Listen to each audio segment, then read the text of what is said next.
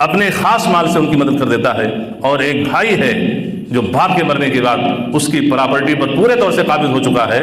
یہ ہے کہ جیب سے دینا کیا، اس کو اس کا حق نہیں دے رہا ہے، یہ لگژری زندگی گزار رہا ہے، اور وہ بہن صدقہ و زکوٰۃ کھانے پہ مجبور ہو رہی ہے۔ آپ ہی سوچئے انداز تغافل اپنا، ہم اگر عرض کریں گے تو شکایت ہوگی۔ اب یہاں پر یہ بیماری آئی کیسے؟